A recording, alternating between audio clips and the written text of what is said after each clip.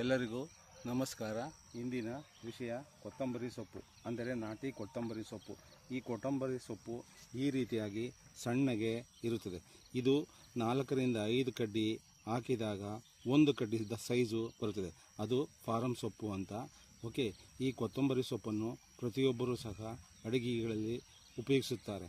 Okay, ಈ ಕೊತ್ತಂಬರಿ ಸೊಪ್ಪಿನ ಅನುಕೂಲಗಳು ಏನೆಂದರೆ, ಬೆಳಗ್ಗೆ ಖಾಲಿ ಹೊಟ್ಟೆಯಲ್ಲಿ ಹೀಗೆ 4-5 ಕಡ್ಡಿ ಸೊಪ್ಪನ್ನು 1 ಚಮಚ ಜೀರಿಗೆಯನ್ನು ಹಾಕಿ ಕಾಯಿಸಿ ಕುದಿಸಿ ಆ ನೀರನ್ನು ಚಹಾದಂತೆ ಕುಡಿದರೆ ತಮ್ಮ ಹೊಟ್ಟೆಯೊಳಗಿನ ಮುಕ್ಕಾಲು ಸಮಸ್ಯೆಗಳು ಬಗೆಹರಿಯುತ್ತವೆ. ಮಲಮೂತ್ರ ವಿಸರ್ಜನೆಯು ಸಲೀಸಾಗಿ ಹೋಗುತ್ತದೆ.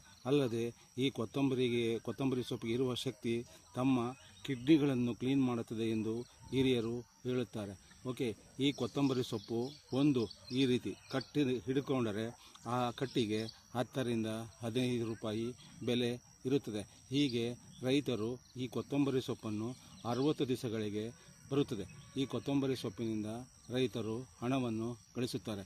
ಈ ಕೊತ್ತಂಬರಿ ಸೊಪ್ಪನ್ನು ತೆಳುವಾಗಿ ಚೆಲ್ಲಿದರೆ ಅದು 3 ತಿಂಗಳಿಗೆ ಬಲಿತು ಬೀಜ ಬರುತ್ತದೆ. ಈ ಕೊತ್ತಂಬರಿ ಬೀಜವು ಕೆಜಿಗೆ 180 ರಿಂದ 200 ರೂಗಳಿಗೆ ಮಾರಾಟ ಮಾಡಿ ರೈತರು ಹಣವನ್ನು ಗಳಿಸುತ್ತಾರೆ.